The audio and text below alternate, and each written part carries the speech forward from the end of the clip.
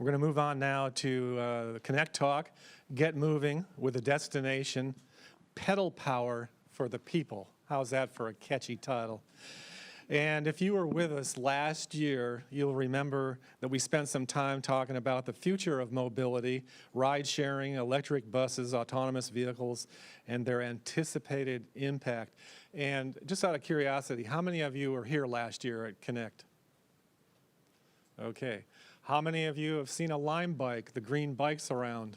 Oh, look at that, everybody. Wow, amazing. So today, we're going to turn back the clock now and discuss an invention that dates back well over 200 years and perhaps earlier to around 1817 when the first bicycle found its way in Germany, actually. And while pedestrians may still encounter a bicycle at a crosswalk speeding past a stop sign, technology has provided another tool to supplant ownership and to tackle the last mile challenge.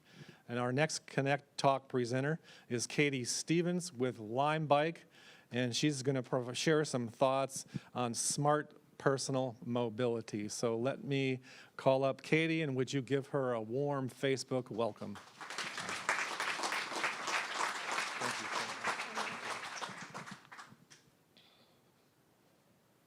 Well, thank you. It's such a pleasure to be here. My name is Katie Stevens. I'm Senior Director for Government Relations at Lime.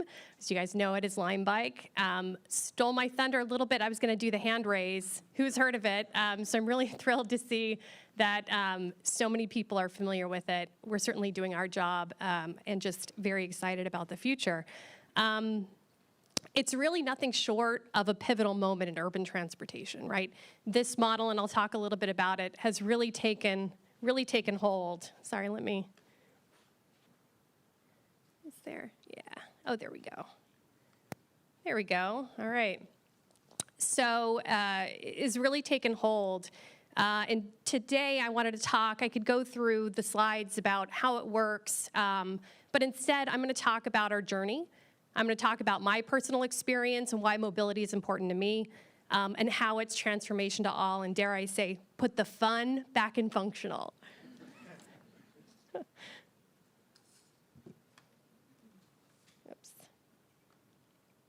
First, let's take a look at some depressing statistics.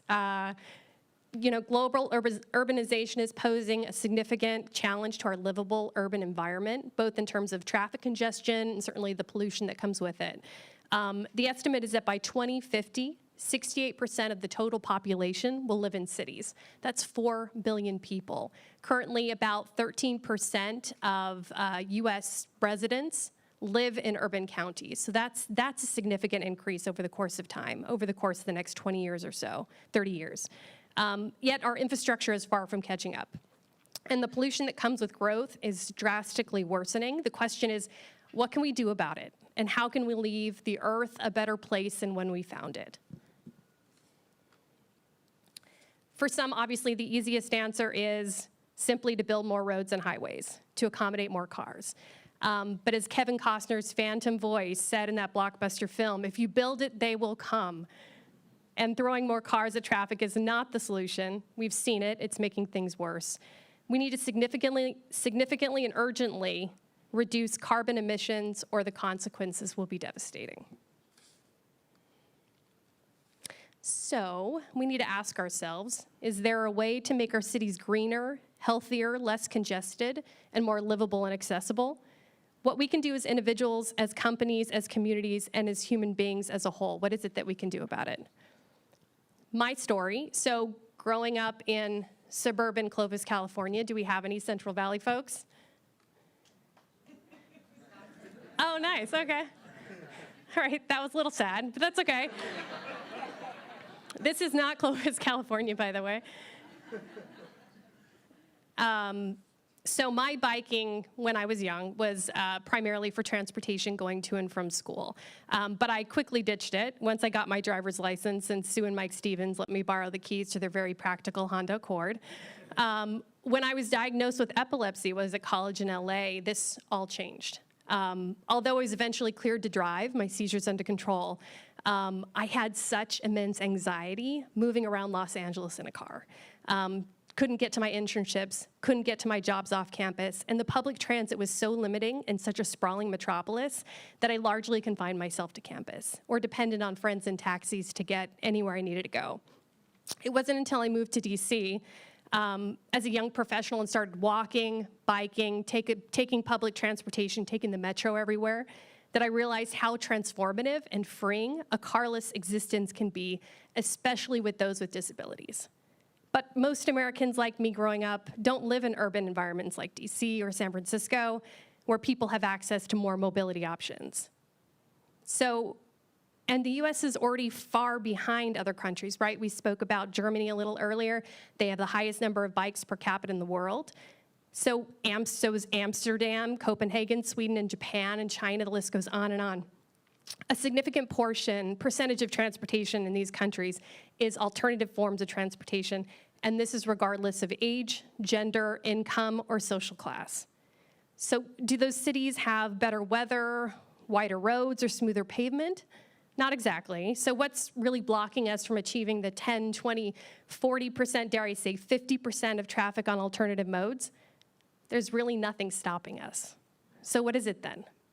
Well, we found through months of research that the true reason the US has a low percentage of alternative forms of transportation is that there are simply very few viable options for users that are convenient and affordable enough to be used on a daily basis.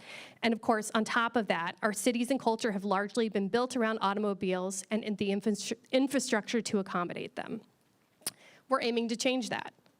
We're aiming to change culture and human behavior, which is very difficult to change, but that's how our founders started Lime, and the Lime team has since devoted ourselves to providing the best solution for urban transportation by leveraging technology.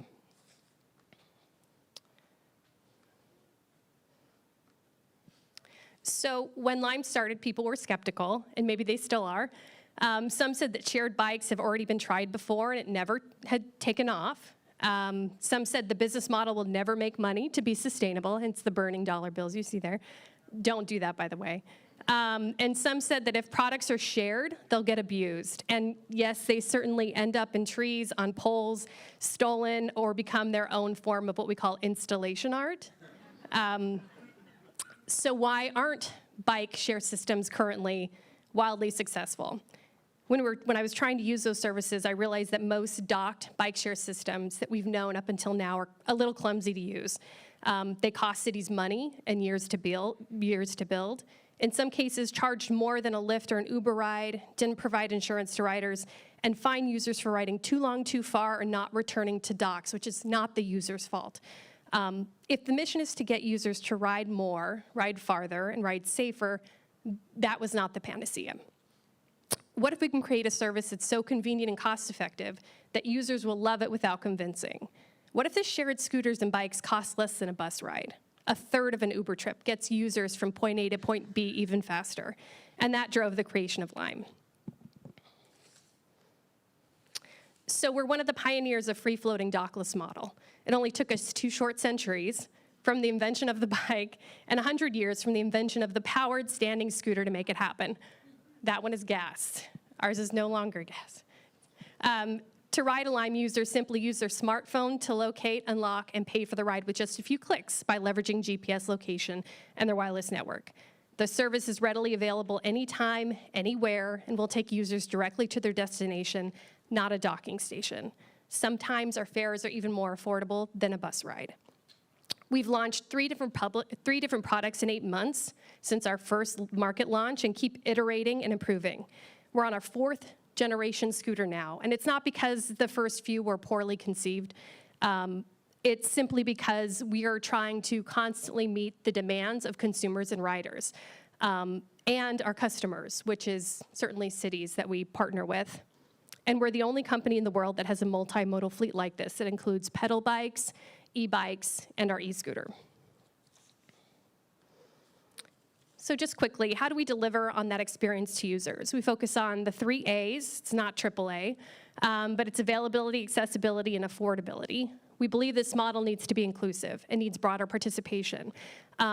Therefore, in addition to the multimodal products, we have also led the industry's first insurance coverage, developed cash payment for non-banking users, remote unlocking for non-smartphone users, and an equity program that provides up to a 95% discount to low-income users.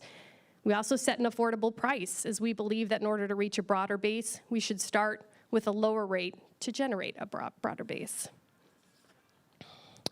With the endless efforts we put in, I'm happy to report that we're now in over 120 cities and school campuses in only 15 months since our initial launch.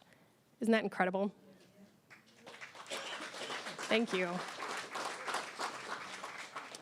And we're further expanding globally, now launching at the speed of 1 city a day. We just launched Warsaw, Poland on Sunday, and this is extraordinarily outdated as of a week ago.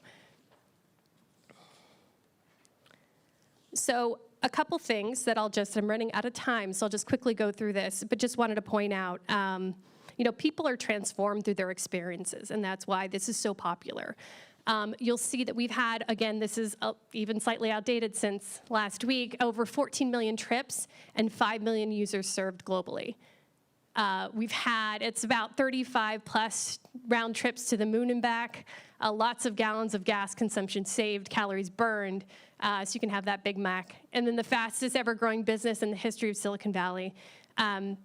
Mode shift is real. This is my favorite hashtag. Hashtag mode shift is real. A survey conducted by Portland Bureau of Transportation surveyed their riders for their 3-month pilot of scooters. So there are multiple operators that operate in Portland. And what they found was really interesting. It's what we found internally, but it's even much more persuasive and pronounced because there are multiple operators, right? And it's an independent study. And what Portland found was that 34% of residents and 48% of visitors are trading scooters for cars. That's really moving the needle. That's exciting.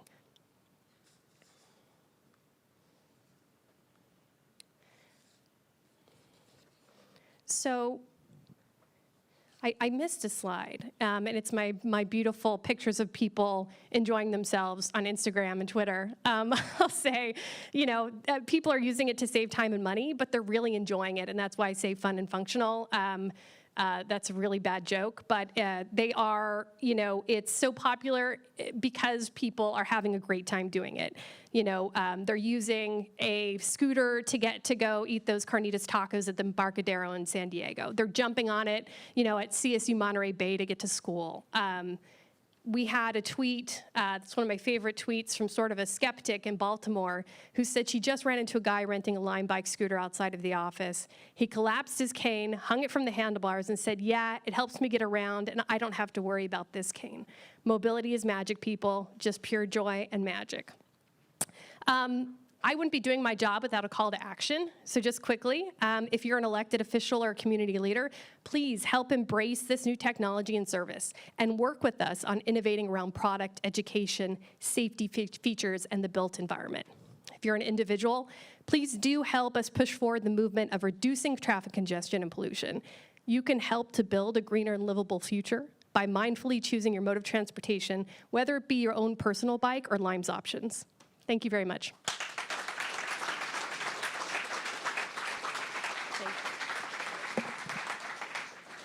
Let's give a big round of applause again for Katie Stevens and her call to action.